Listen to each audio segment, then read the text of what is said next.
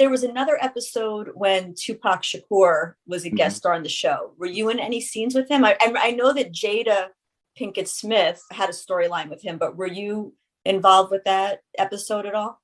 I co-wrote that episode and directed it. So I was trying to make sure that I was in as least amount of scenes as possible because I wanted to focus on directing. So no, I wasn't in any scenes. Yeah, no, I don't think I was in any scenes with him. I made sure that when writing it, I was like, yeah, take me out of that. Take me out of that. You know, take me out of that. I want to be in the booth directing, making sure. So wait a second. So you were directing Jada and Tupac? Yes. You were the director?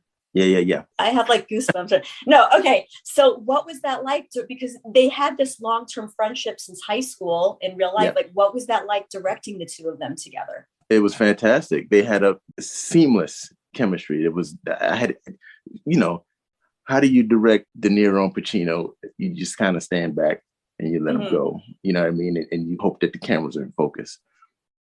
I didn't really have to tell him much.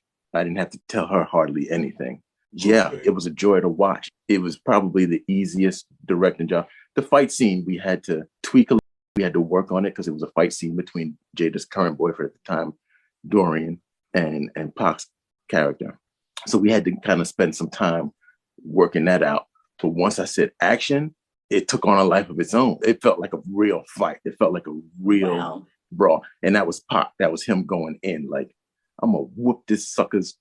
And I was like, okay, cut. That was perfect. That was perfect. Good. I think we got it. Let's move on.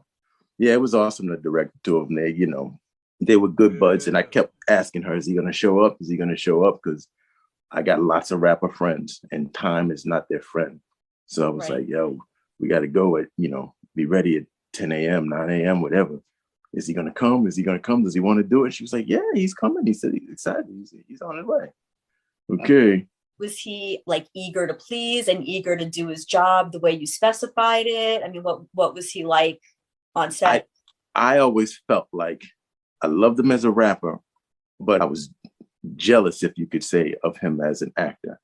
Because I just thought he had such range and he could touch places that I didn't know if I could go. So, yeah, there was I just wanted to watch. I just literally, it wasn't hard. It wasn't Macbeth. You know what I mean? It wasn't like he's playing the neighborhood cat who comes in full of bravado to claim the girl he thinks is his. He was like, yeah, I can do that. And she was playing the girl who kind of was trying to get away from that life. It was really, there were no real notes for them. There was nothing to say, hey, try it like this. Everything they did was magic. And at that point, we were in our 4th or 5th season. Okay. So the show was running itself. You know what I mean? Right. All the actors were tight. We could do it in 4 days instead of 5 if we needed to. Like, there was no having a hard time with this scene. Like, I can't get the actor to do blah, blah, blah. No, there was none of that. It was like, oh, shit, that was great. Jesus, I'm so happy that I'm directing this week because I don't have to do anything but snap my fingers when I want the cameras to change. And that was the best part of the job. Nice. To this day, people talk about Tupac because he had a tremendous impact. You're only going to be remembered for the good things you did when you died.